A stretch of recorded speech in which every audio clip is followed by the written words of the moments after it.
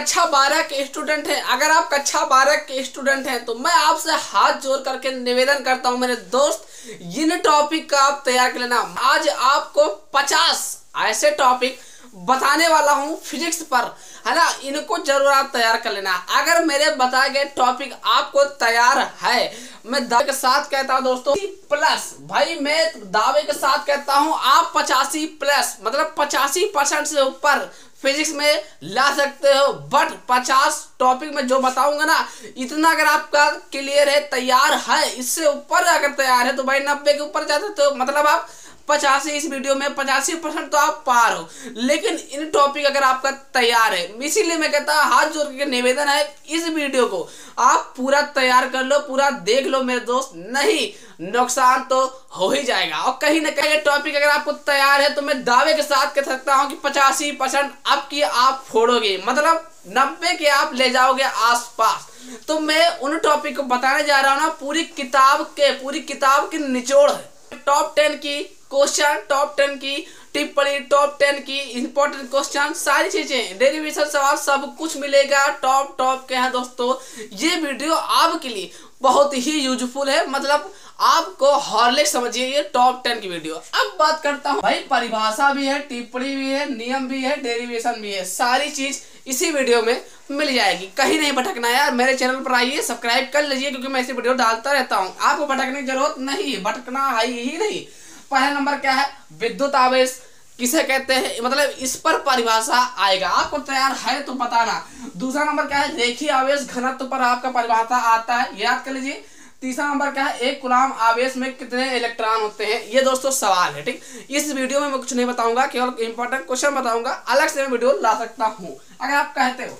चौथा नंबर क्या है, गॉस का नियम। मैंने क्या बोला, नियम भी बताएंगे, टिप्पणी बताएंगे, परिभाषा बताएंगे। तो नियम को आपको गॉस का याद करना है, जैसा कि ये बार, हाँ यार इनको मैं बताऊं तो बेकार ही है, आपको इसके बारे में तो पता है ना भाई, इसके बारे में तो आपको पता ही होना चाहिए ना कि कितने महान आदमी हैं कि कभी छूटे ही नहीं, हर बार बुलाए गए। नंबर क्या है, विद्युत द्विध्रुव आघूर्ण पर आपको परिभाषा दिए जाएंगे, इस पर आपको तैयार करके जाना है, रगड़ करके दोस्तों, है ना। अब बात करते हैं छठा नंबर क्या है, विद्युत द्विध्रुव के अच्छे दिशा में अत्यधिक दूरी स्थित बिंदु आवेश पर विद्युत क्षेत्र की तीव्रता का व्यंजक ज्ञात कीजिए। किसका, विद्युत क्षेत्र की तीव्रता पर आपको अच्छी स्थिति भी आना चाहिए और निरक्षीय स्थिति भी आना चाहिए, है ना, दोनों आने चाहिए। तो मैंने क्या बोला, डेरिवेशन भी आपको बता दिया इसी वीडियो में। 7वां नंबर क्या है, कूलाम का नियम। जैसा कि जो नियम ना, इनको न्योता नहीं दिया जाता है, ये मान चलिए निमंत्रण इनको नहीं दिया जाता है। इतने बेशरम आदमी है ना, ये खुद चले आते हैं, मतलब एग्जामिनर इनको जरूर लिख देता है यार, इतना मानिए 5-5, 4-4 नंबर में लिख देता है, बिना बुलाए ही चले आते हैं। ये साले सब हरामी है, पागल है यार,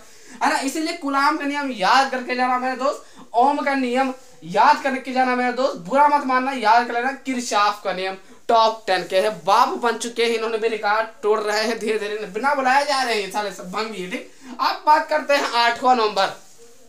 8वां नंबर आपको जो है टिप्पणी पर आता है दोस्तों। 5 नंबर का विद्युत बल रेखाओं के गुण लिखना है, ठीक। कौन कैसे गुण आपको पता होना चाहिए, अगर नहीं आता है तो लेकिन याद करना पड़ेगा, है ना। करते हैं दोस्तों 9वां नंबर। भाई 9वां नंबर भी क्वेश्चन, मतलब जो मैं बता रहा हूँ ना, अगर इन टॉपिक अगर आपका तैयार है तो ये मान चलिए, मैं बार बार बोल रहा हूँ 85 प्लस आपका जाएगा, इसमें कोई शक नहीं। पहली बात, आप नेगेटिव वाली सोच आपको हटाना है, दिमाग में ये रखिए कि मैं पास हूं, पहली बात। दूसरी बात ये समझिए कि मुझे टेंशन नहीं लेना है, आप खुद सोचिए, टेंशन बिल्कुल नहीं, टेंशन आपको लेना ही नहीं है। टेंशन मुझे छोड़ो यार, मैं लेता हूँ ना, टेंशन तुम्हें नहीं लेना है। केवल इंपॉर्टेंट क्वेश्चन को तैयार करते रहिए और जाइए शेरों की तरह अपने पेपर दीजिए, ठीक। अब बात करते हैं 9वां नंबर क्या है, विद्युत विभव क्या है। कभी कभी 2 नंबर में पूछ लेता है, परिभाषा मतलब इसके जुड़ जाएगा, ठीक। अब बात करते हैं 10वां नंबर क्या है, समविभव पृष्ठ पर टिप्पणी लिखना है, कभी कभी आता है, ठीक। अब बात करते हैं 11 नंबर क्या है, विद्युत स्थिर ऊर्जा, ये भी तैयार कर लेना है। 12 नंबर क्या है, 12 नंबर तो भाई है ना, बहुत टॉप 10 का है, इससे आप परिभाषा आता है, वो भी 5 नंबर में। सबसे बड़ी बात ये है कि साला आता तो ही है, लेकिन 5 नंबर लगा रहता है पीछे, ठीक। तो इसे याद करना है। नाम है मैक्सवेल के विद्युत चुंबकीय तरंग का सिद्धांत की व्याख्या कीजिए। व्याख्या वाला क्वेश्चन ये पूछा जाएगा, मेरे ख्याल से तो आना चाहिए, 5 नंबर में है, आ चुके हैं, आने भी चांसेस हैं। 13 नंबर क्या है, फैराडे की विद्युत चुंबकीय प्रेरण संबंधी नियम बताइए। फैराडे क्या होगा, इसे भी आपको तैयार करके जाना है मेरे दोस्त। अब बात करते हैं 14 नंबर, आपके गांव में भी लगा है, आपके शहरों में भी लगा है, लगने वाला क्या है, नाम इसका क्या है, ट्रांसफार्मर। ट्रांसफार्मर को आपको पता है ना, अगर आप छू भी लेते हो ना तो दग जाओगे, मतलब छू नहीं यार, करंट लगेगा तब दबोगे ना।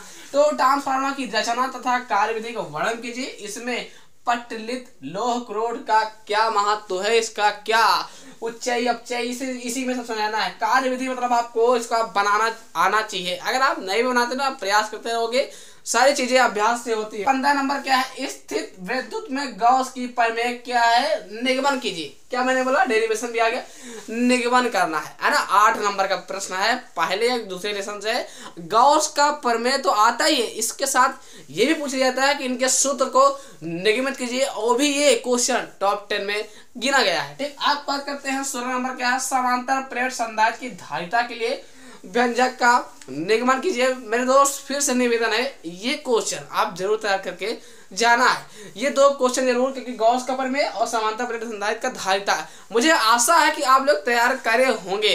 तो लेकिन तब भी आपको देखते रहना वीडियो, अभी लास्ट में कुछ ऐसे प्रश्न मिलेंगे जो आपके तैयार ना हो, उनको तैयार कर लेना, वो इंपॉर्टेंट में आते हैं।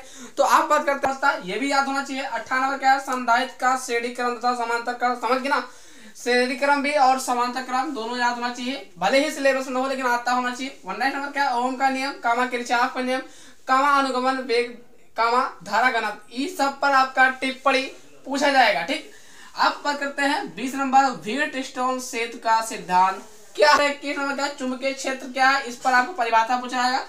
22 नंबर क्या है, लॉरेंज बल क्या है ना, नोट कर लीजिए फिर याद करिए। फिर क्या है, बायो-सैवर्ट का नियम, इसकी सहायता से एक धारावाही लोब की अच्छी रेखा पर चुंबकीय क्षेत्र की प्राप्त कीजिए। अच्छी रेखा और अच्छी रेखा दोनों पर याद होना चाहिए। 24 नंबर का एम्पियर का परिपथीय नियम।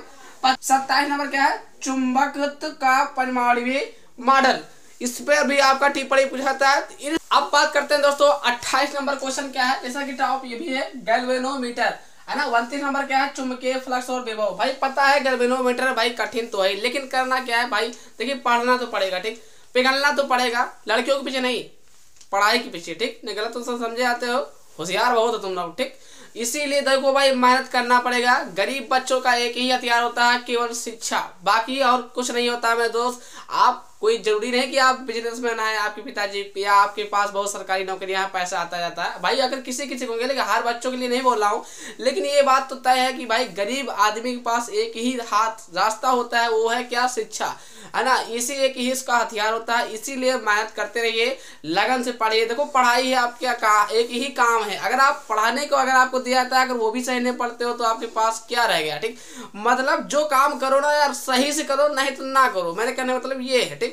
अगर आपको दे दिया गया पढ़ने के लिए कि इंटर बच्चा पास करना है आपकी, तो अच्छे से पास करो ना, मतलब अच्छा गहन अध्ययन 85-90 लाओ, कुछ समझ में आए, दूसरे को बताने में भी ये क्या है कि तुम पास हो गए हो, है ना, किसी तरीके से बताने से लगे तो बात 62-60-62 है ना। इसीलिए कहता हूँ कि भाई टॉपिक अच्छे से तैयारी करो ना, तैयारी अच्छी करनी होगी, ज्यादा नहीं बताऊंगा। आप बात करता हूँ 30 नंबर क्या है, स्वप्रेरण गुणांक क्या है, इन पर टिप्पणी पूछा जाता है। स्वप्रेरण गुणांक पर आपको याद होना चाहिए। 31 नंबर क्या है, भ्रमण धारणाएं, है ना, याद होना चाहिए। 32 नंबर क्या है, विद्युत चुंबकीय तरंगे गुण क्या है, ये भी परासव ध्वनि तरंगे, इस याद होना चाहिए। 33 नंबर क्या है, सूक्ष्म तरंगे, अवरक्त तरंगे, परावैंगिक तरंगे। 33, 34, 35। 36 नंबर क्या है, एक्स किरणें।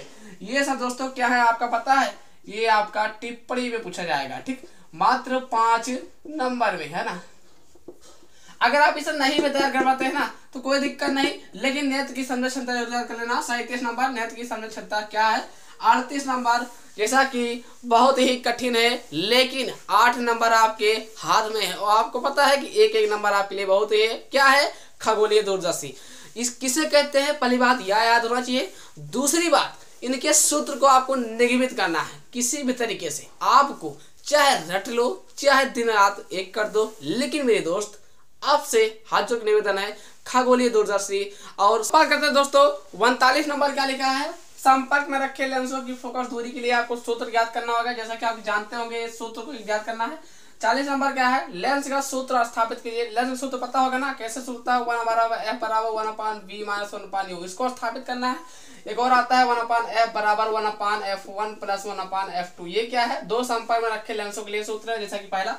41 नंबर क्या है, प्रकाश का व्यतिकरण, इसको भी याद कर लेना होगा। 42 नंबर क्या है, हाइगेंस का द्वितीयक तरंगाओं का सिद्धांत समझाइए, इसके आधार पर प्रकाश का विवर्तन परावर्तन की व्याख्या कीजिए। 43 नंबर क्या है, प्रकाश वैद्युत उत्सर्जन के नियम लिखना है। ठीक, टॉप 10 के क्वेश्चन। फिर निकट दृष्टि दोष क्या है, दूर दृष्टि दोष क्या है, इनको समझाइए तथा इनका निवारण एवं कारण दोनों लिखना है, इंटर में हो इसीलिए। यदि भी एक क्वेश्चन आता है क्या है, ये चीज आ लिखा है 45 नंबर, यही या लिखा दोस्तों, या ये क्या हुआ है, एलईडी बल्ब। एलईडी बल्ब मतलब एलईडी बल्ब का फुल फॉर्म मतलब एलईडी का फुल फॉर्म मतलब एलईडी का पूरा नाम तथा परिपथ आरेख में आपको समझाना है, यही भैया बल्ब है, समझ लो है ना। तो एलईडी का पूरा नाम लिखिए तथा परिपथ में आरेख समझाइए। ठीक, इसको भी आपको पढ़ना है अच्छे से। अब एलईडी का फुल फॉर्म पूरा ही पहली बात जानना होगा कि एलईडी फुल फॉर्म कहता है लाइट इमिटिंग डायोड, है ना, प्रकाश उत्सर्जक डायोड।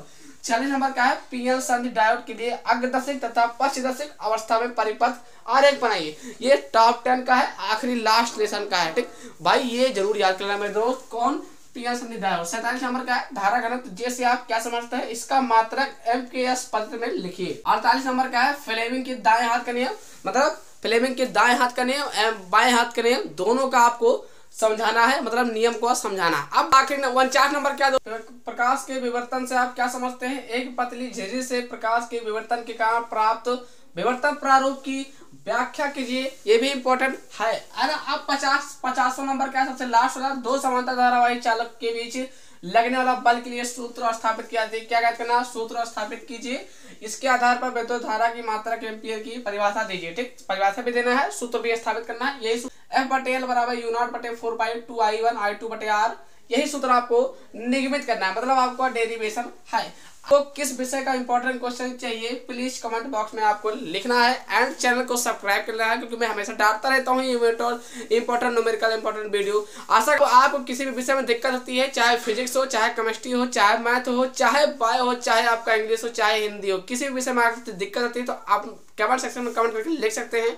आशा करते हैं आप लोग वीडियो देख करके समझ गए, अगर समझ गया तो प्लीज लाइक करके सब्सक्राइब कर दीजिए, क्योंकि मैं हमेशा ऐसे ही वीडियो डालता रहता हूँ इंपॉर्टेंट क्वेश्चन पर। जय हिंद दोस्तों।